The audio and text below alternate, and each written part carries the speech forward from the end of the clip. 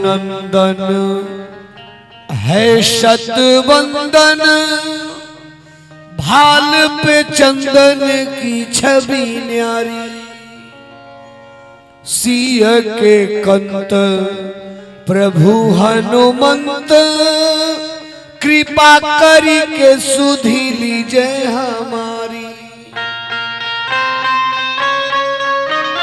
भक्तों की कामना पूर्ण करे जो, भक्तों की कामना पूर्ण करे जो, आज हमारी भी आई है बारी। राम का नाम जपे जो सदा कट जाते हैं संकट भारी से भारी। राम का नाम जपे जो सदा कट जाते हैं संकट भारी से भारी।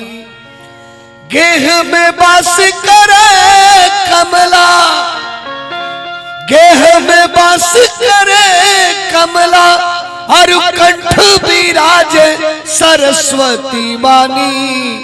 पूर्ण काम गणेश करे सब, विघ्न न सावही मातु भवानी। पूर्ण काम गणेश करे सब, विघ्न न सावही मातु भवानी।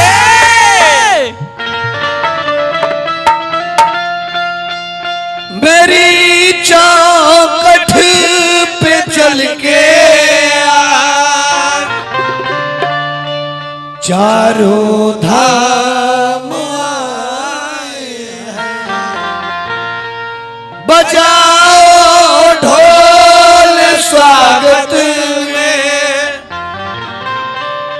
मेरे घर राम आए। श्री राम।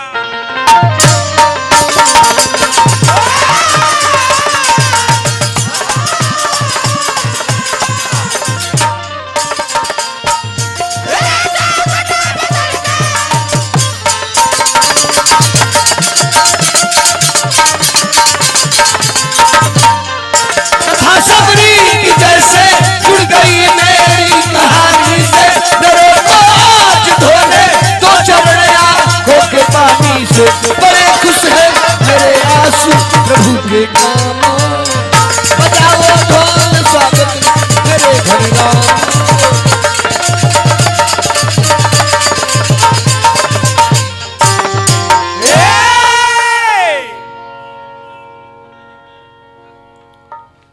मॉनिटर बोला बाबा है, मॉनिटर की आवाज पेंजू अंजू के खोल के रखी।